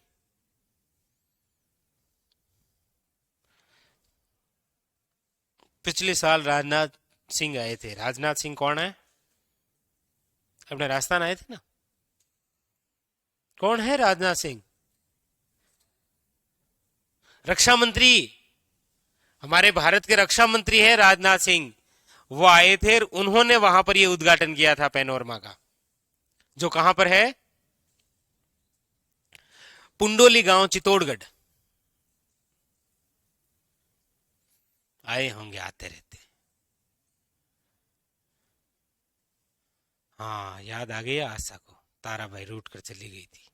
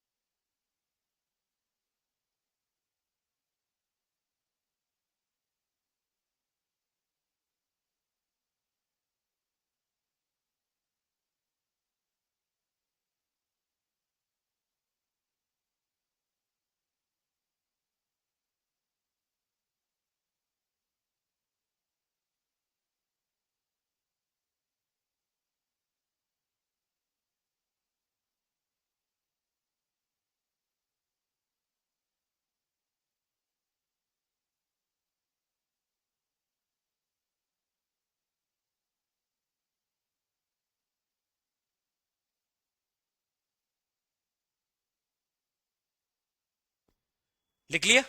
तो ये था बनवीर अस्थायी शासक। अब यहां पर एक युद्ध होता है जिसका नाम है मावली का युद्ध। कौन सा युद्ध होता है? मावली का युद्ध। मावली का युद्ध लड़ा जाता है 1540 के अंदर। मावली जो स्थान है वो कहां पर है? और देखो ये मावली का युद्ध लड़ा भी किन किन के मध्य जाएगा? एक तरफ है बनवीर और एक तरफ कौन है? उदय सिंह। ठीक है, क्योंकि उदय सिंह का राज्य अभिषेक हो जाता है 1537 के अंदर। कहां पर? कुंभलगढ़ में। चित्तौड़ प्राप्त करने के लिए 1540 में बनवीर पर अटैक करता है और कौन सा युद्ध लड़ा जाता है? मावली का। तो ये मैं आपको उदय सिंह के समय लिखा देता हूं। ठीक है, ये लिख लिया ना। अब आप हेडिंग डाल लीजिए, मेवाड़ के महाराणा, महाराणा उदय सिंह।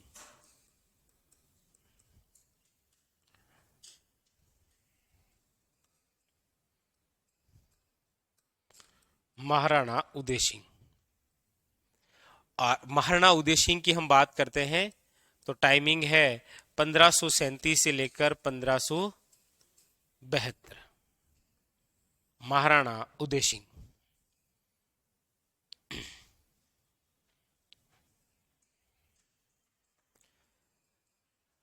तो चलिए महाराणा उदय सिंह की हम बात करते हैं। सबसे पहले लिखिएगा इनका जो जन्म है वो हुआ है 1522 के अंदर। इनके पिताजी का नाम क्या है? सांगा। माता का नाम क्या है? कर्मावती। इसकी धाई माँ का मतलब पालन पोषण करने वाली, वो कौन है? पन्नाधाय। पन्नाधाय का पिनोरमा कहां बना हुआ है? पुठोली गांव है चित्तौड़गढ़ में।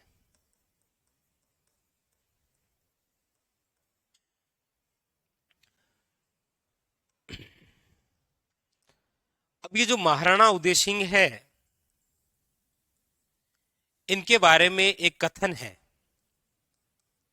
इनका राज्य अभिषेक तो कब होता है?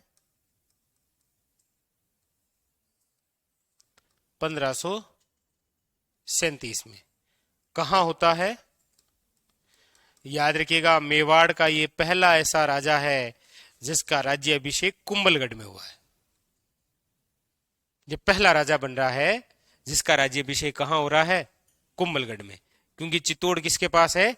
बनवीर के पास। इसीलिए इसका राज्य अभिषेक कहां हो रहा है? कुंभलगढ़ की अभी दो विशेष बातें मैंने आपको बताई है अभी तक। एक तो ये बताई है कि इस कुंभलगढ़ किले में मरने वाला मेवाड़ का राणा कौन है? राणा कुंभा। राणा कुंभा की हत्या हुई है यहां। और दूसरा ये क्वेश्चन कि राज्य अभिषेक पहली बार किसका हुआ है? उदय सिंह का।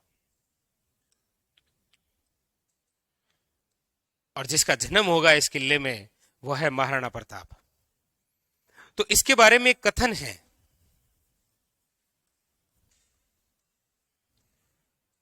उदय सिंह के बारे में एक कथन कहा था कर्नल जेम्स टोड ने।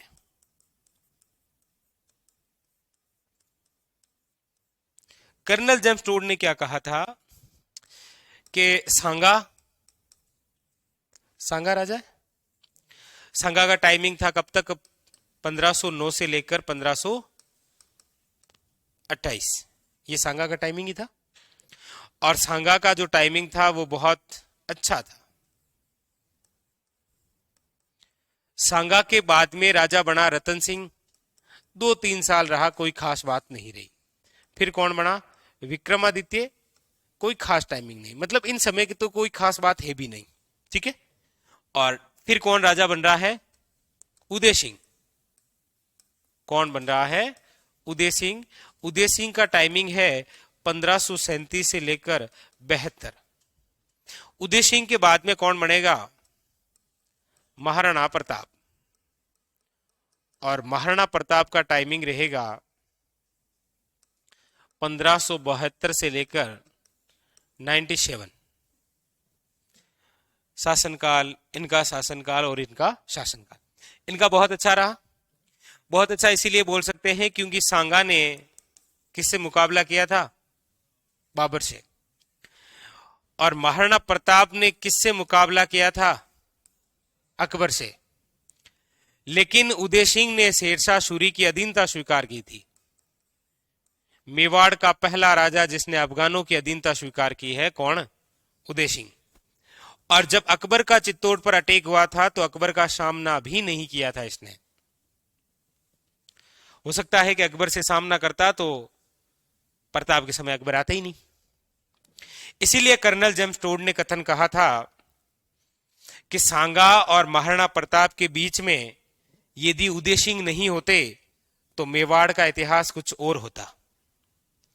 लेकिन उस पगले को कौन बताए कि सांगा और प्रताप के बीच में यदि उदय सिंह नहीं होते तो फिर प्रताप कहां से आते? कौन बताए उस पगले को? काश ये जिंदा होता तो आज पकड़ के यहीं लाता मैं, और कि बता इसका अर्थ क्या है, क्या कहना क्या चाह रहा है तुम?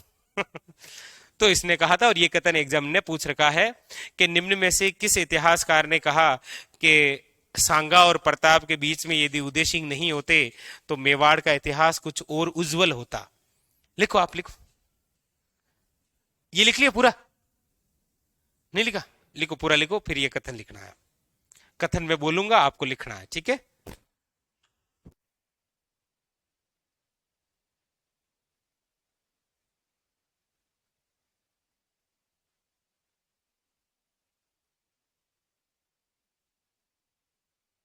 यहाँ एक बात और लिख लेना कि ये जो पन्ना धाय है ना, इसे त्याग व बलिदान की मूर्ति कहा जाता है।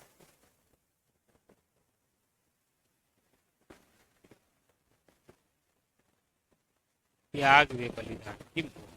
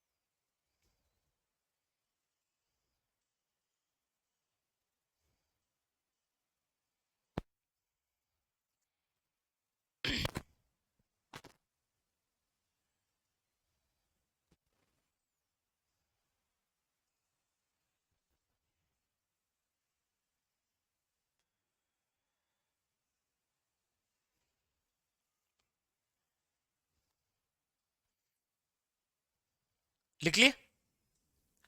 बोलूं कथन? लिखो। कर्नल जेम्स टोड ने कहा कि यदि कि यदि सांगा वे प्रताप के बीच, सांगा वे प्रताप के बीच उदय सिंह नहीं होते, सांगा वे प्रताप के बीच उदय सिंह नहीं होते, नहीं होते, नहीं होते, तो मेवाड़ का इतिहास, मेवाड़ का इतिहास ज्यादा उज्जवल होता। मेवाड़ का इतिहास ज्यादा उज्जवल होता। ठीक है, लिख लिया? यह कथन था किसका? कर्नल जेम्स टोड का। क्वेश्चन लिख लो, ऐसा कुछ नहीं है। समय समय की बात होती है ना। हाँ? समय समय की बात है। अब सिंपल सी बात है, हमारे जैसे पिताजी रहे हैं, हम वैसे थोड़ी हो सकते हैं, या आप जैसे हो सकते हैं, कल चलकर आपके बच्चे थोड़ी होंगे। नहीं, बच्चे तो होंगे, लेकिन जैसा आपका टाइमिंग रहा वैसा थोड़ी रहेगा उनका। हो सकता है जून में स्ट्रगल आए, और क्या पता जून में स्ट्रगल नहीं आए, डायरेक्ट गृह मंत्री बन जाए। गृह मंत्री, हाँ, आपके घर का मंत्री। अब देखो आगे, अब है उदय सिंह से संबंधित महत्वपूर्ण घटनाएं। किस प्रकार से कुंभलगढ़ की में राज्य अभिषेक होता है, कैसे चित्तौड़ प्राप्त करते हैं, फिर कैसे एक दोस्त के साथ में बहुत अच्छी दोस्ती भी है और आगे चलकर दुश्मनी भी हो गई, और फिर इतनी गहरी दुश्मनी हो गई कि एक नया राज्य भी बसाना पड़ा। बहुत कुछ बातें हैं उदय सिंह से। तो सबसे पहले तो छोटी छोटी बातें आपको लिखा देता हूं।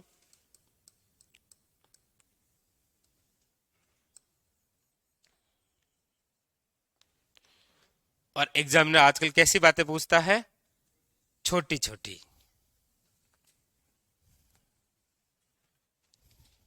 देखो बोर्ड पर,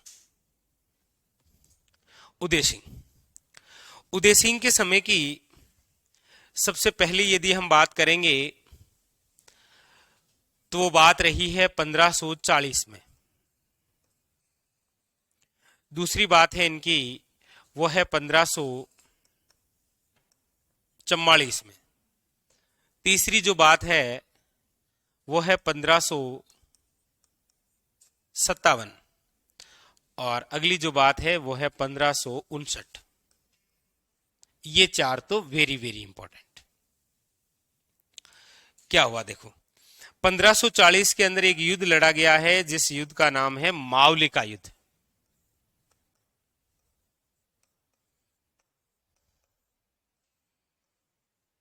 कौन सा युद्ध लड़ा गया है, मावली का युद्ध। और ये जो मावली का युद्ध है ये किन किन के मध्य लड़ा गया है, तो याद रखिएगा ये लड़ा गया है आपके, एक तरफ है उदय सिंह और एक तरफ कौन है, बनवीर। क्यों लड़ा जा रहा है, क्योंकि चित्तौड़ प्राप्त करना है। और इस युद्ध में याद रखिएगा उदय सिंह की सहायता के लिए कौन आया है, तो उदय सिंह की सहायता के लिए आया है मालदेव।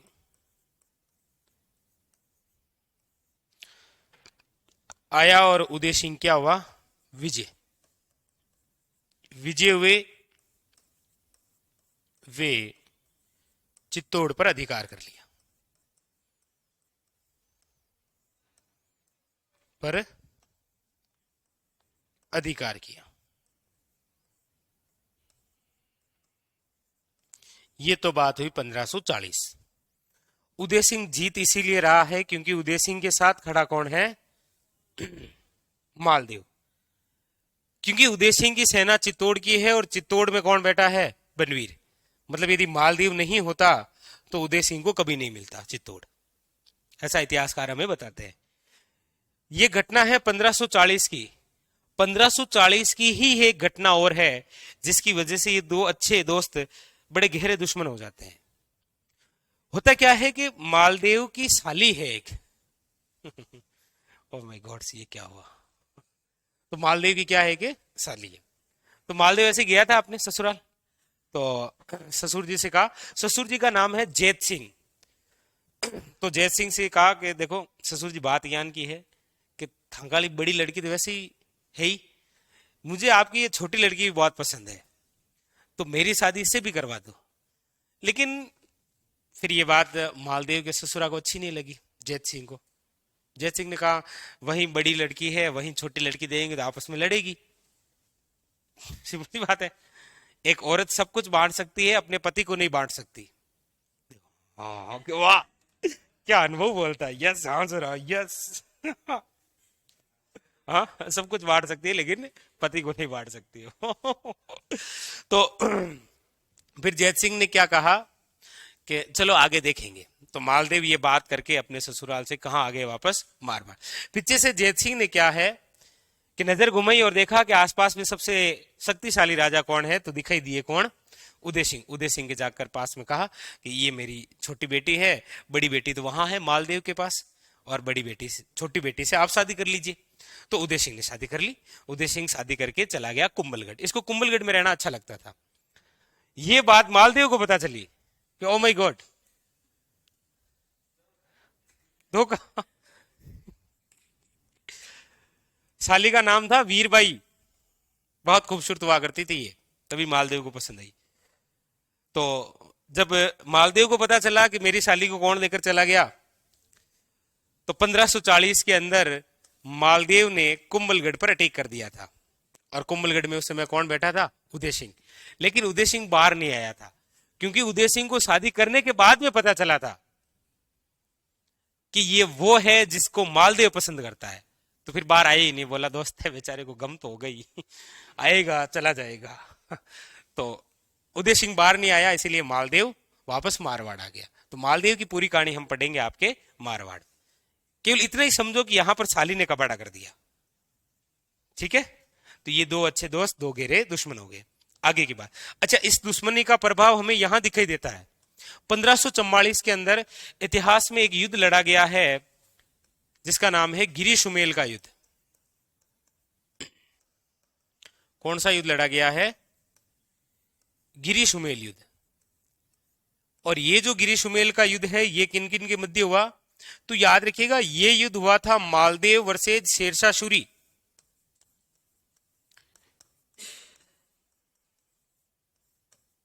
ये युद्ध हो कहां रहा है? मारवाड़ में। गिरी सुमेल जो स्थान है ये वर्तमान जेतरण तहसील में आते हैं। जेतरण वर्तमान के अंदर कहां पर आती है? ब्यावर में, ठीक है। तो ये युद्ध तो किन के मध्य लड़ा जा रहा है? मालदेव और शेरशाह सूरी के मध्य। तो यदि ये दुश्मनी नहीं होती बीच में तो उदय सिंह आता किसकी सहायता के लिए? और शेरशाह सूरी कभी ये युद्ध जीतता भी नहीं। लेकिन देखो कबाड़ा हुआ। इस युद्ध में मालदेव क्या हो गया था? पराजित। विजय कौन हुआ? जबकि उदय सिंह को मालदेव के साथ जाना चाहिए था, जबकि उदय सिंह ने इस गिरी सुमेल युद्ध के बाद शेरशाह सूरी की अधीनता स्वीकार की थी। पूछा जाए आपको कि चित्तौड़ का पहला राजा जिसने शेरशाह सूरी की अधीनता स्वीकार की है वो कौन है? उदय सिंह। ऐसा मैं लिखूंगा, एग्जामिनर ऐसा नहीं पूछेगा। एग्जामिनर आपको पूछेगा कि चित्तौड़ का वह पहला राजा जिसने अफगानों की अधीनता स्वीकार की है, तो उदय सिंह। क्योंकि शेरशाह सूरी कोई मुगल नहीं है, शेरशाह सूरी अफगान है। ये गलती से दिल्ली का राजा बन गया। दिल्ली का राजा शेरशाह ने किसको पराजित किया था? हुमायूं को। और गलती से बना है, गलती से बनते ही गलती से यहां आ गया। तो यहां पर याद रखने कि इसी शेरशाह सूरी की, इसीलिए ये बात आपको लिखी है। बाकी इस युद्ध का संबंध मेवाड़ से कुछ नहीं है, ठीक है। इसलिए मैं इसको पूरा डिलीट कर रहा हूं, ठीक है। वरना आपके जहन में ये रह जाएगा कि गिरी सुमेल का युद्ध उदय सिंह ने किया है। ये तो केवल बात बताने वाली थी कि 1544 में ऐसा युद्ध हुआ, उस युद्ध की वजह से शेरशाह सूरी चित्तौड़ जीतना चाह रहा था। तो उदय सिंह सामने से गया और बोला, हाय हेलो नमस्कार, मैं खुद अधीनता स्वीकार करता हूं। तो 1544 के अंदर याद रखिएगा, उदय सिंह ने शेरशाह सूरी की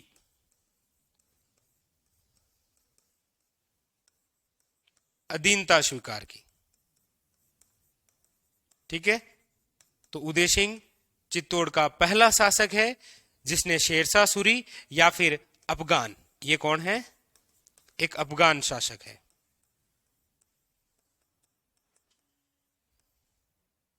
ठीक है। बस क्वेश्चन ऐसे पूछेगा कि गिरी सुमेल युद्ध के समय चित्तौड़ का राजा कौन था? अब गिरी सुमेल का युद्ध तो लड़ा तो किन के मध्य जा रहा है? मालदेव और शेरशाह सूरी, जबकि बात कहां से पूछी जा रही है? चित्तौड़ से। ऐसे पूछता है एग्जामिनर, ठीक है। चलो अगली बात है 1757 की। 1757 के अंदर क्या हुआ? एक युद्ध, यस 1557, सॉरी, अच्छा 1700 बोल दिए, 1557। और 1557 के अंदर एक युद्ध लड़ा गया जिसका नाम है हरमाड़ा का युद्ध। 1557 में कौन सा युद्ध लड़ा गया? हरमाड़ा का युद्ध। अच्छा, हरमाड़ा कहां है? तो आप इधर से थोड़े सिक्कर की तरफ निकलेंगे तो चोमू से जस्ट पहले आता है हरमाड़ा, देखा? जयपुर रियासत का भाग है ये हरमाड़ा। अभी वैसे वर्तमान में देखेंगे तो ये कौन से जिले में है? जयपुर ग्रामीण में हरमाड़ा। हरमाड़ा का जो युद्ध है ये लड़ा गया है 1557 के अंदर।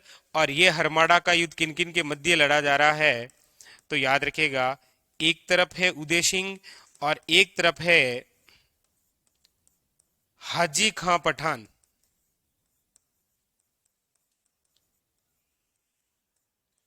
इस युद्ध में उदय सिंह पराजित हुआ। क्यों हुआ? क्योंकि हाजी खां पठान की सहायता के लिए आया था राव मालदेव।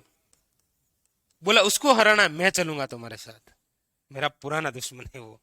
तो उदय सिंह क्या हो गया? पराजित।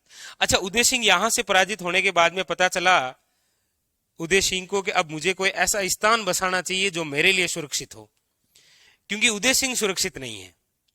हो सकता है मालदेव जब भी मौका मिल रहा है, देखो किन किन के साथ आ रहा है वो। बाकी हाजी का पठान और मालदेव का कोई लेना देना नहीं है। यहां मालदेव इसीलिए आया है क्योंकि लड़ने किससे जा रहा है? उदय सिंह से।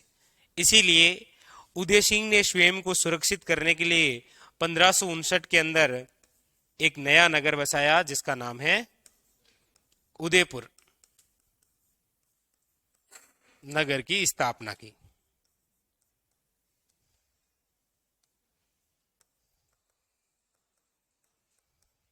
स्थापना 1559 के अंदर। बस उतार लो, चार बातें हैं और चार बातें यदि याद नहीं करोगे तो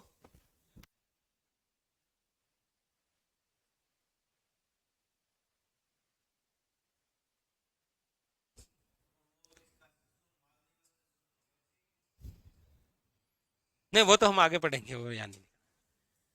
गिरी सुमेल, गिरी सुमेल कहाँ लिखवाएं? अच्छा, गिरी सुमेल हम मालदेव जो पढ़ेंगे उसमें लिखाऊंगा। यहां पर तो केवल मैंने समझाने के लिए पहले लिख दिया था, और साथ साथ में जिसने लिख लिया तो लिख लिया।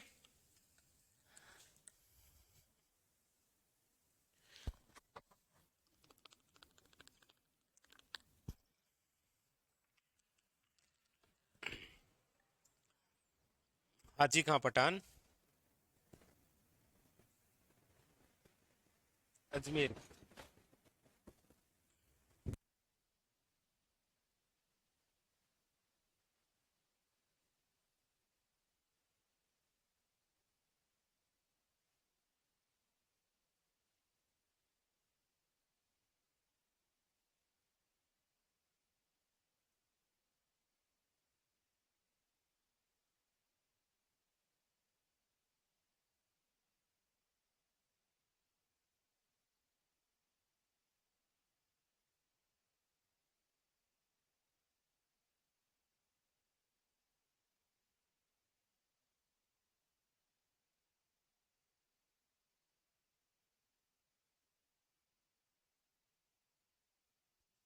मावली वर्तमान में उदयपुर की तहसील है ना? उदयपुर की तहसील है एक।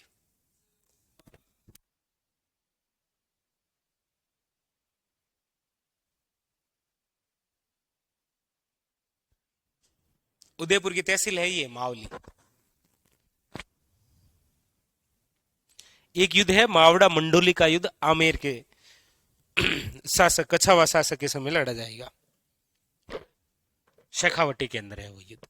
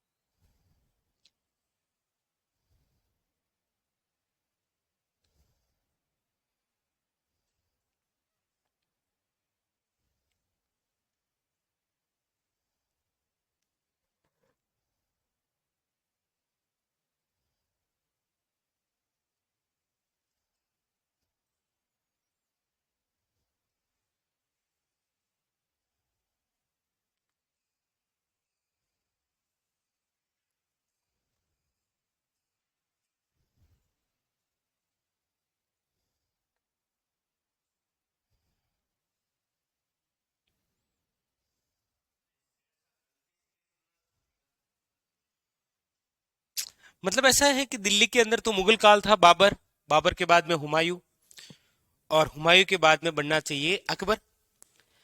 लेकिन चुनार एक स्थान है यूपी में, वहां का हुआ करता था शेरशाह सूरी, और बाबर ने भरे दरबार से बाहर निकाला था शेरशाह सूरी को। तब शेरशाह सूरी ने प्रतिज्ञा ली थी कि यदि मैं जीवित रह गया तो एक बार इन दिल्ली से मुगलों को बाहर निकाल दूंगा, और निकाल दिया से हुमायूं को। बाबर ने मरने से पहले अपने बेटे हुमायूं को कहा भी था कि तुम्हें और कोई परेशान नहीं करेगा जीवन में, वो चुनार का शेरशाह सूरी जरूर करेगा, और कर दिया उसने। और उसमें भी ऐसा है कि हुमायूं खुद शेरशाह सूरी पर अटैक करने गया था चौसा के युद्ध में, लेकिन चौसा का युद्ध लड़ा गया था करमाशा नदी के किनारे। उस करमाशा नदी में घोड़े सहित गिर गया था हुमायूं। उसको बचाने का कार्य एक भिस्ती ने किया था जिसका नाम था निजाम रुक्का। इसीलिए हुमायूं ने कहा था, वापस में कभी बादशाह बना तो तुम्हें एक दिन का बादशाह बनाऊंगा, और निजाम रुक्का ने चमड़े के सिक्के चलाए थे। इस वजह से शेरशाह सूरी बन गया था, क्योंकि वो घोड़े सहित नदी में गिर गया।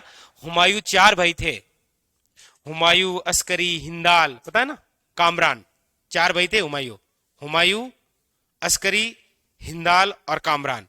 हुमायूं ऐसा मुगल बादशाह हुआ है जिसने पूरा प्रशासन अपने भाइयों में बांट दिया। जब मुसीबत आई तो एक भी भाई काम में नहीं आया। इसीलिए हुमायूं की जगह कौन सा, शेरशाह सूरी बन गया था। शेरशाह सूरी भी ज्यादा नहीं रहा, 44 में गिरी सुमेल जीता, 1545 के अंदर कालिंजर अभियान पर गया था, हुक्का नामक बाण चलाते हुए ये भी मारा गया, वापस हुमायूं बना था। ये लिख लिया। अब यहां चित्तौड़ पर अटैक होगा किसका, अकबर का। अब आएगा अकबर, तो लिखो अकबर का चित्तौड़ अभियान क्यों हो रहा है, कब हो रहा है, क्या हो रहा है, ये कैसे वैसे हो रहा है, वो पढ़ेंगे। तो हेडिंग डालो, अकबर का चित्तौड़ अभियान।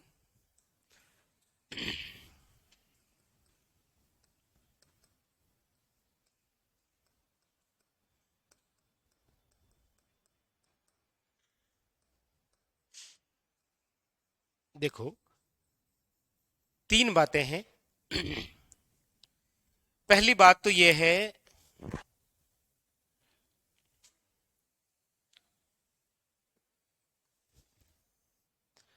कि अकबर का चित्तौड़ पर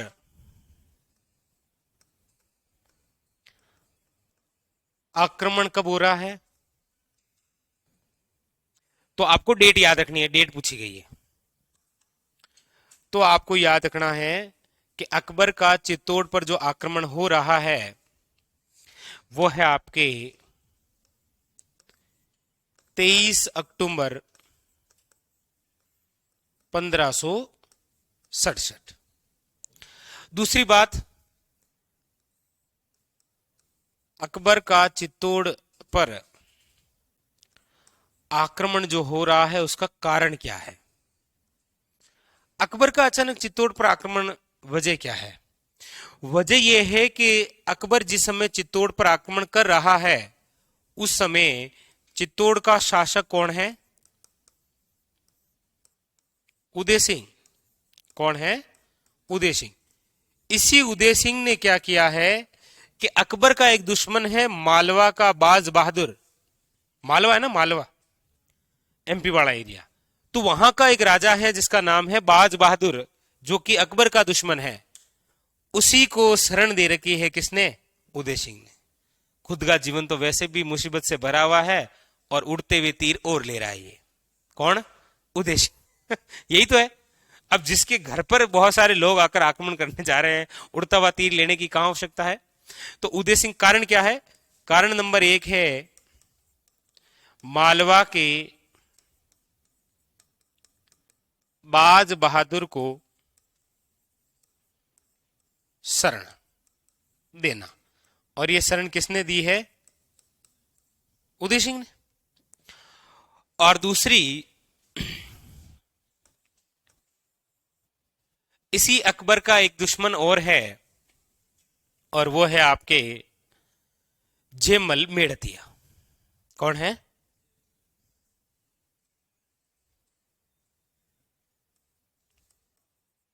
जेमल मेड़तिया। और जेमल मेड़तिया को भी क्या दे रखी है? को शरण देना। तो अकबर ने सोचा दोनों दुश्मन वही हैं, तो चलो फिर वहीं चलते हैं। इसीलिए अकबर ने कहां पर अटैक किया था? चित्तौड़ पर। अकबर वैसे हमारे राजस्थान में कभी आक्रमण करने आया नहीं है, यह पहला अवसर है जब अकबर आ रहा है। और अकबर का नाम सब सुन रखा है सबने, कि कोई अकबर है, कोई अकबर है ना? जैसे आप ऐसे नाम सुनते हैं ना कि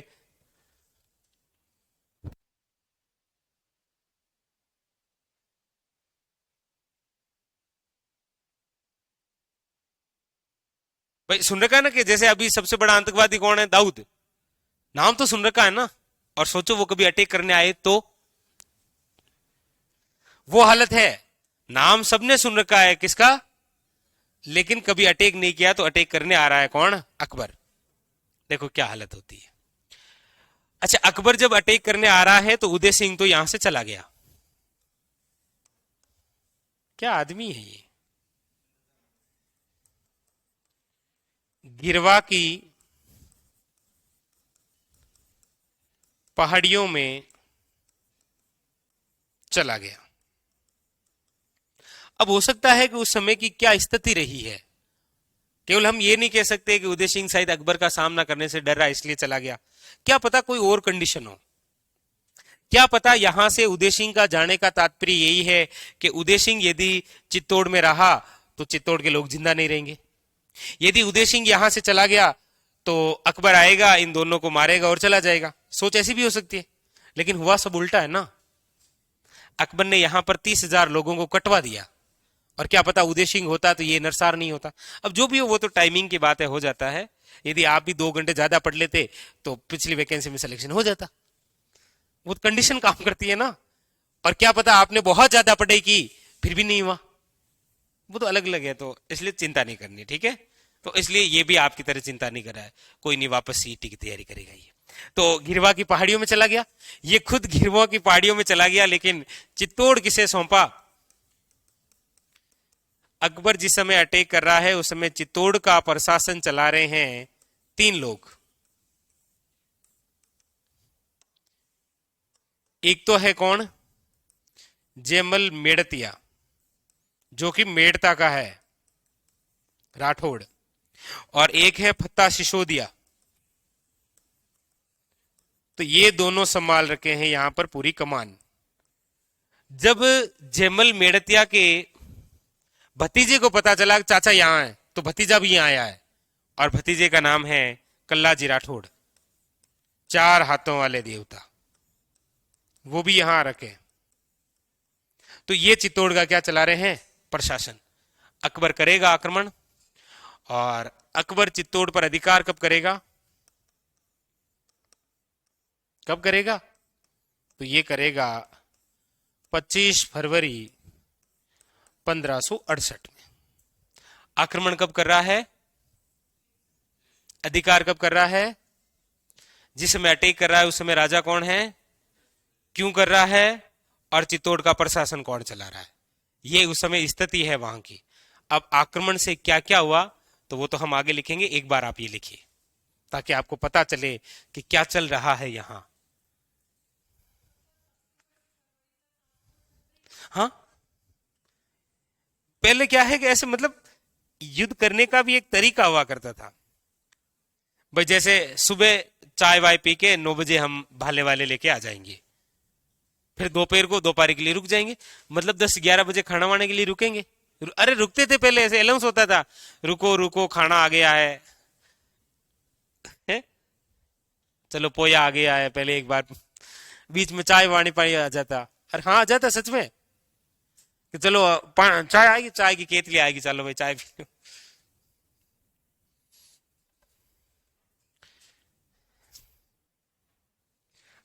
आपका भी मन कर रहा है ना युद्ध करने का ऐसे तो?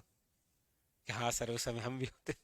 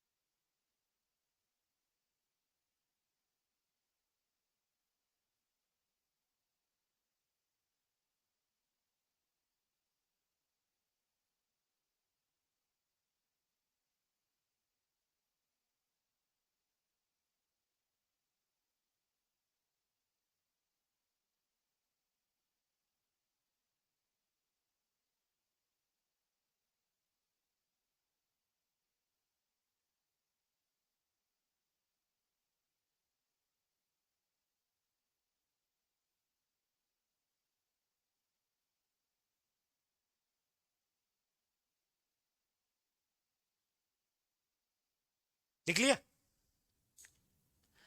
अब अकबर का जो चित्तौड़ पर आक्रमण हो रहा है, इसमें बहुत सारी घटनाएं हमारे सामने आएगी। जैसे अकबर के साथ में कौन आएगा, तो भगवंत दास आएगा।